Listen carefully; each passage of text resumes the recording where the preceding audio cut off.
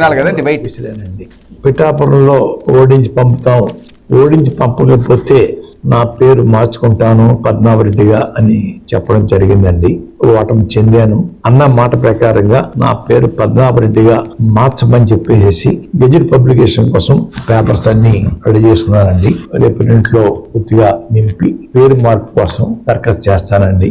Already అన్ని fill up అయిపోయి తర్వాత ఉంటే చూసుకుని వారి మీద విసిరిన సవాల్కి నేను ఓటమి చెందాను కాబట్టి, చెందితే పద్మావరెడ్డిగా మార్చుకుంటా అని చెప్పి అన్నాను కాబట్టి ఆ మాటకి నేను కట్టుబడి ఉన్నాను. ఆ ప్రకారంగా పద్మావరెడ్డిగా మార్చమని గెజిట్ పబ్లికేషన్ లో ఎంటర్ చేయమని అడుగుతానండి. గెజిట్ పబ్లికేషన్ అయిన తర్వాత మళ్ళా మీకు ప్రెస్ కి నమోదైన పేరు పేపర్స్ మీకు ఇస్తానండి. మాట మాటకి ప్రతి ఒక్కరూ ఉప్మా పద్నాభం అంటున్నారండి. అంటే నేను ఉప్మా కాఫీ మర్యాద చేయటం తప్పన్నట్టుగా, లేదంటే చాలా చీప్ గా వారి దృష్టిలో ఉందో నాకు తెలియట్లేదు. ఉప్మా పద్నాభం అనే వారిని నేను మీరు ఎవరైతే ప్రేమిస్తున్నారో వారి చేత రోజు పలావులు పెట్టించండి. పలావులు పవన్ కళ్యాణ్ గా వారిని తయారు చేయండి.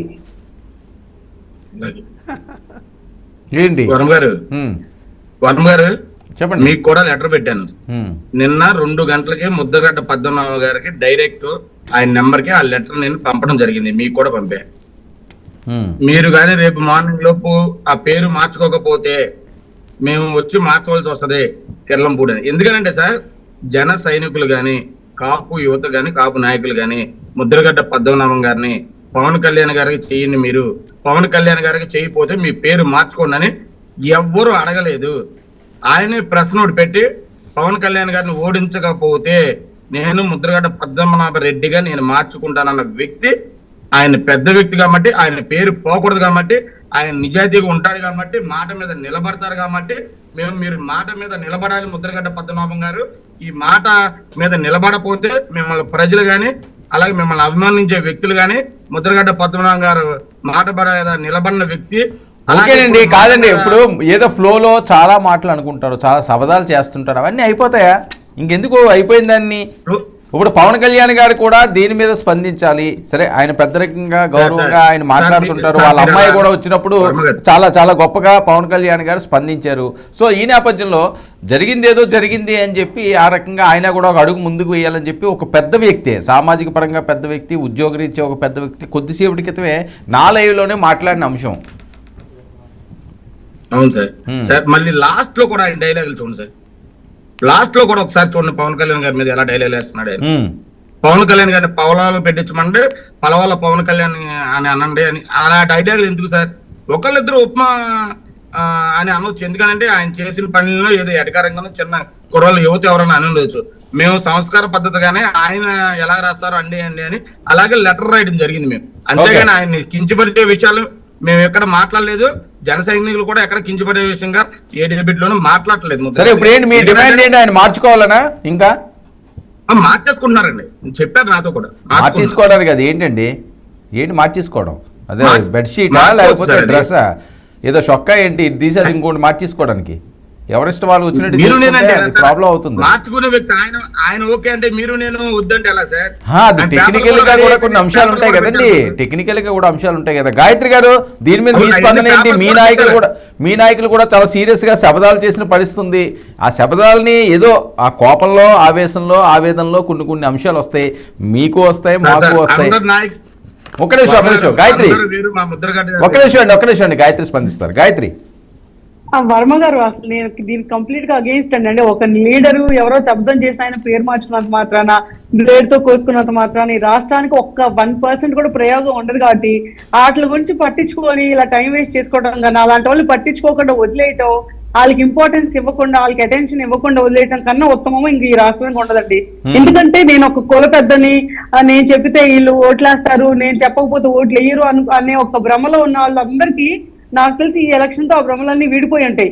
కుల పెద్దలు చెప్పారనో లేకపోతే మత పెద్దలు చెప్పారనో ఓట్లేసే రోజులు పోయాయండి. ఈ రోజుల్లో నా ఇంట్లో నా పిల్లలు సవ్యంగా ఉన్నారా లేదా, నాకు టైంకి 3 పూట్ల నేను తినగలుగుతున్నానా లేదా, మా పిల్లల్ని ఎక్కడికైనా బయటకు తీసుకెళ్ళడానికి నా దగ్గర సరిపడ ఇన్కమ్ ఉందా లేదా, ఈ మాత్రమే నేను వాడుకునే కరెంట్కి నేను ఎంత బిల్లు కడుతున్నాను, నేను తినే తిండికి నేను ఎంత ఖర్చులు పెడుతున్నాను అని మాత్రమే చూసుకొని ఈ రోజుల్లో ఓట్లు వేస్తున్నారంటే వేస్తారు కూడా. ఇంకా ఉండే కొద్ది ఇవన్నీ కూడా మాయమైపోతే అప్పుడు ఇలాంటి వాళ్ళు ఎవరు ఉండరండి.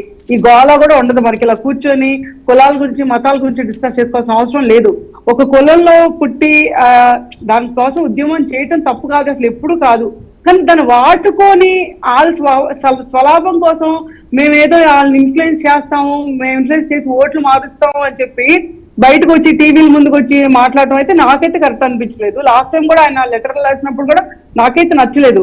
But hats off to Pawan Kalyan garu. ఆయన మీద అన్ని రకాల ప్రెషర్ పెట్టినా సరే పవన్ కళ్యాణ్ గారు ఎక్కడ తగ్గలేదు. అంటే ఆయనకి ఏదో ఒక కాపు కులం మీకు అగేన్స్ట్ వెళ్తుంది అని చెప్పి థ్రెట్ చేసినా అవమానం చేసినా సరే ఆయన నిలబడ్డారు గట్టిగా. అంటే జనసేన అనే పార్టీ ఒక కులం కోసం కాదు, రాష్ట్ర ప్రజల కోసం, ఇక్కడ ఉండే ఇబ్బందుల కోసం పుట్టింది కాబట్టి మేము దానికోసమే పోరాడతాము, ఇంక ఇవన్నీ పట్టించుకోమని చెప్పి అవన్నీ పక్కన పడేసి ఆయన ఒక్కటే ఫోకస్ పెట్టినండి.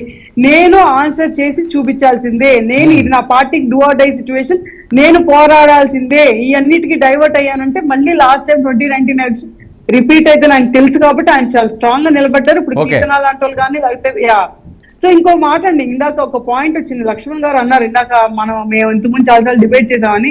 నాకు తెలిసి నా మెమరీలో అయితే ఎప్పుడు నేను లక్ష్మణ్ గారిని ఇదే ఫస్ట్ టైం అనుకుంటా మీట్ అవటం. మరి ఆయన ఎవరితో డిబేట్ చేశారో నాకు తెలీదు. అండ్ నేను ఇప్పుడే వింటూ ఏంటంటే ఈయన ఇంతకు ముందు జనసేన అండ్ ఇప్పుడు వైసీపీలో రీసెంట్ గానే వెళ్ళారు. టికెట్లు అనౌన్స్ చేసిన తర్వాత వైసీపీకి వెళ్ళారు, ఆయనకి రాలేదని.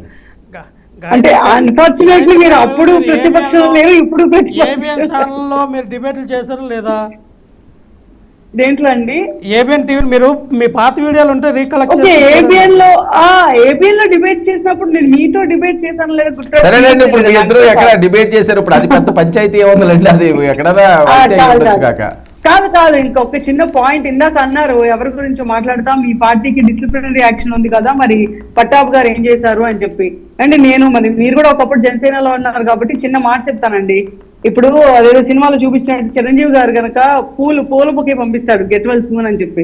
అంటే దాంట్లో ఏముంది, ఇప్పుడు మనకు నచ్చకపోతే కొంతమంది కత్తులతో వెళ్తారు, కొంతమంది పూల బొక్కెలతో వెళ్తారు. ఇది మీరు మమ్మల్ని రెచ్చగొట్టే చర్య, ఇది కరెక్ట్ కాదు అంటే మేమేం చేయలేము. ఒక్కొక్కరికి గాంధీవాదం ఉంటుంది, ఒక్కొక్కరికి రౌడీజం ఉంటుంది. మేము రౌడీజం అని చెప్పాం. ఇప్పుడు పట్టాబ్ గారు ఎక్కడైనా సరే ఎస్పీని కానీ ఎవరినైనా వాళ్ళ పొలం పెట్టి దూషించినా, లేకపోతే వాళ్ళని పర్సనల్ గా బాడీ షేమింగ్ చేసినా, వాళ్ళ ఇంట్లో మనుషుల్ని చీప్ గా మాట్లాడిన, ఇప్పుడు పవన్ కళ్యాణ్ గారి గురించి మీరు కూడా ఆ పార్టీలో ఉన్నప్పుడు వినుంటారు ఎలా మాట్లాడుంటారు ఈ వైసీపీ నాయకులందరూ. ఇప్పుడంటే ఇటు వచ్చారు కానీ అసలు మీకు గుర్తుండి ఉంటుంది కదా అంతకుముందు ఎలా మాట్లాడారో. అవన్నిటిని మేము అరాచుకో అంటున్నామండి. అంతేగాని ఇప్పుడు మేము ఒక పద్ధతిలో స్మార్ట్ గా వాళ్ళకి తెలిసి వచ్చేలాగా, ఎందుకంటే పట్టాబ్ గారిని ఆ రోజు ఏ పరిస్థితుల్లో అరెస్ట్ చేశారు, ఎంత దారుణంగా అసలు ఆయన ఎక్కడున్నారో మీడియాకి కానీ ఆ ఫ్యామిలీకి కానీ ఎవ్వరికి మినిమం డెమోక్రసీ పాటించకుండా ఒక ఎస్పీ స్థానంలో ఉన్న వ్యక్తి కనీసం లా అండ్ ఆర్డర్ కి ఖాతరు చేయకుండా ఎలా బిహేవ్ చేశారో అందరికీ తెలుసు. కాబట్టి అలాంటి రిపీట్ అవ్వకూడదు కాబట్టి మనం వెళ్ళి ఒకసారి ఒక బొకే ఇచ్చి గుర్తు చేసి, బాబు నువ్వు నాకు ఇలాంటి చేసావు, రేపొద్దున నువ్వు ఇలాంటి చేయకూడదు